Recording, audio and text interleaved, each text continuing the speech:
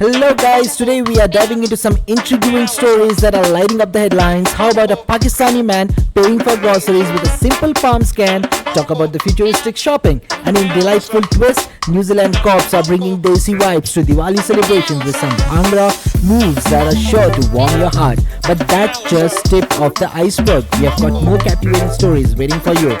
So let's jump right in. Hey everyone, let's talk about some serious news coming out of Turkey. Today there was a deadly attack at an aerospace company called Turkish Aerospace Industries just outside Ankara. Reports are rolling in that several people have sadly lost their lives and many others have been injured.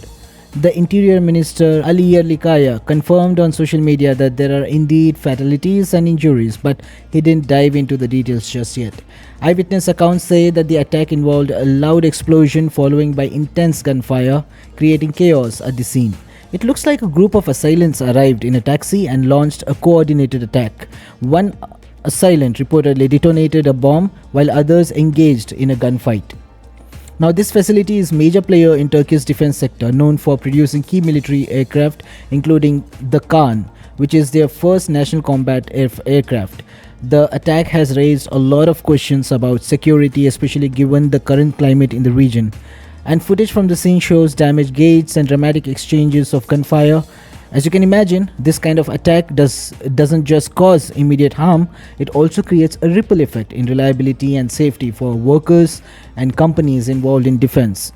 Now, following the attack, Turkey's stock market took a hit with significant drops in shares for companies like Turkish Airlines and others.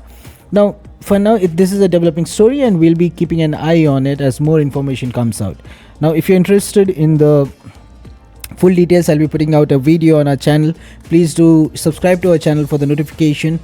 Stay safe and let's hope for the speedy recovery of those injured.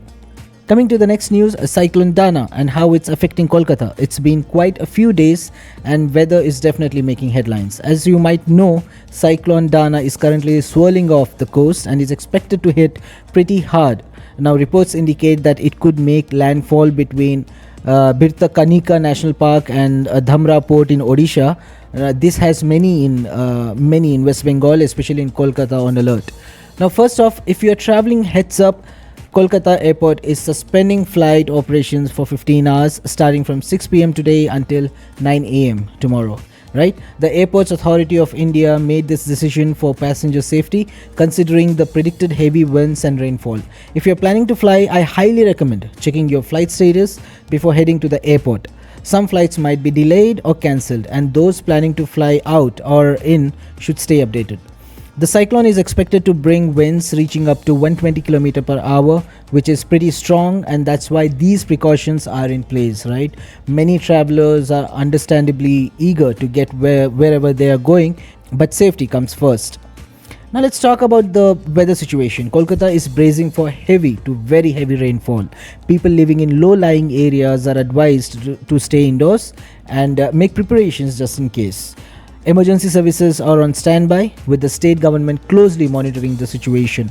Now, they have also deployed National Disaster Response Force teams across the region to assist with any evacuations or emergencies that may arise. Now, it's not just the airport that's feeling the pressure. Authorities in both Odisha and West Bengal are taking significant steps. Now, they're preparing for potential evacuations with reports that they plan to assist about 2 million people in areas like to be impacted the most. Educational institutions and offices in these regions have been closed for safety reasons, adding to the precautions being taken. Now, this cyclone isn't just about the wind and rain. It's also a reminder of the importance of staying prepared and informed. If you are in Kolkata or nearby, make sure to stock up on essentials like water and non-perishable food items, just in case you need to hunker down. Now, for those outside the affected areas, it's a good opportunity to check in on your friends and family who might be in the path of the cyclone. A simple message can go a longer way in ensuring everyone's safety and sound. Now, cyclones like Dana can be disruptive, but communities often come together to help each other during these times. So let's keep an eye on the updates and support each other through this weather challenge. Now, if you want more in-depth details, please do subscribe to our channel, and I'll be making out the video on the developments.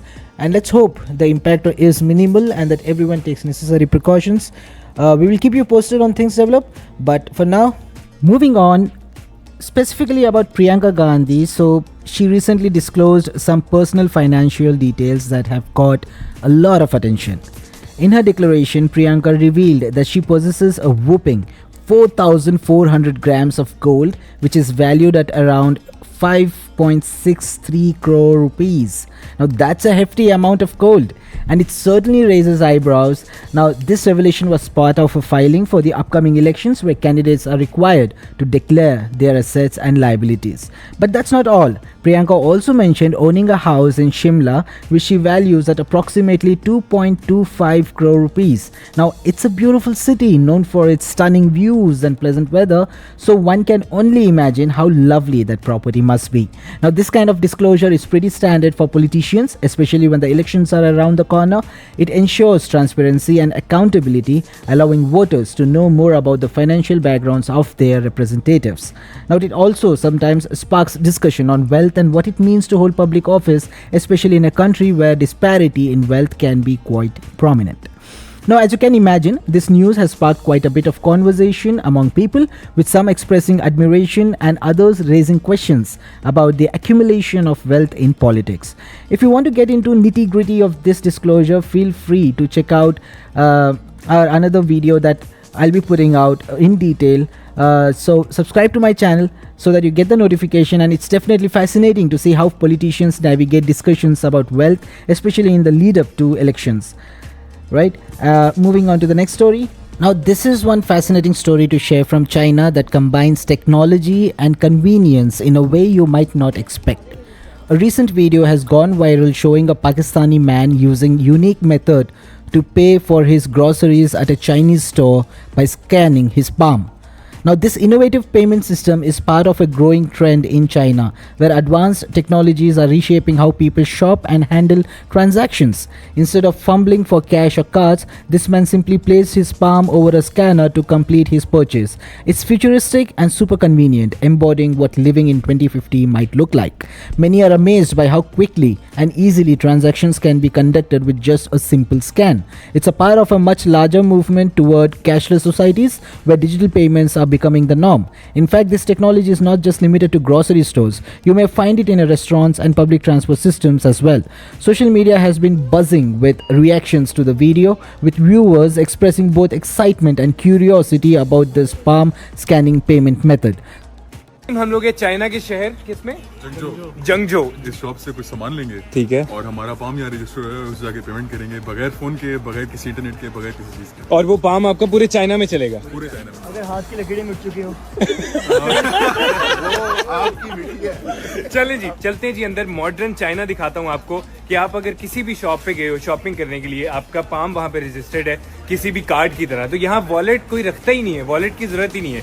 या तो simply अपने phone रखो, phone नहीं है तो अपना palm जाके इस तरह भी लगा के आपको दिखाएंगे और उससे आपकी पेमेंट हो जाएगी। बॉयज ऐसे अटैक कर रहे हैं जिस तरह आप कब्जा लेने आए हैं, पता नहीं। ये जी यहाँ का एक स्टोर है, ग्रोसरी मार्ट।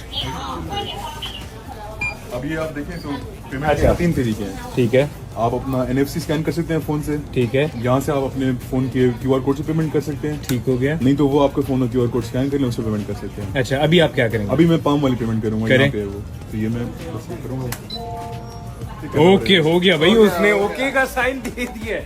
यार ये हमारे लिए तो बहुत हैरान कुछ चीज है। हमारे कार्ड नहीं चलता, हमारे कार्ड नहीं चलता। अरे sir, thank you. Second palm हमारा आ गया। ओए होए होए होए, वो मशीन कहती है हो गया। क्या बात है, चले जबरदस्त यार, क्या टेक्नोलॉजी है। इतनी सी देर, मतलब एक देख लो, अब सिर्फ 2 से 2.5 मिनट का हमारा प्रोसेस था। रात के 2 बजे हम लोग इस टाइम आए हैं यहाँ से। Now this story is heartwarming and festive story to share about how Diwali is being celebrated across the globe, particularly in New Zealand. So get this. Police officers in New Zealand recently brought some desi vibes to their community by celebrating Diwali with a bang. They dressed up in traditional attire and even showcased their bhangra skills ahead of the festival of lights. How cool is that? In a video that's making rounds online, you can see officers dancing joyfully and participating in the festivities, spreading happiness and celebrating the culture richness of the Indian festival. It's a beautiful way to connect with the community, right? Showing that they are not just enforcers of the law, but also part of the local culture and celebrations. Diwali, known as the Festival of Lights, symbolizes the victory of light over darkness and good over evil. It's celebrated with fireworks, sweets, and lots of family gatherings, right? And seeing the police join in the fun just amplifies the spirit of togetherness and community across different backgrounds. Now, this kind of initiative is great because it helps bridge the gap between law enforcement and the community, promoting a sense of unity and understanding. Plus, let's be honest, who doesn't love a good dance off, right? Especially involving the bhangra. If you want to catch the full vibe, subscribe to my channel, get these kind of exciting stories on my channel. Please do comment and engage with us. And isn't it amazing to see how cultures blend and celebrate each other, right? Let's keep the festive spirit alive, and here's hoping everyone have a joyful Diwali ahead. Stay tuned for more fun stories and news. Subscribe to the Newsroom India.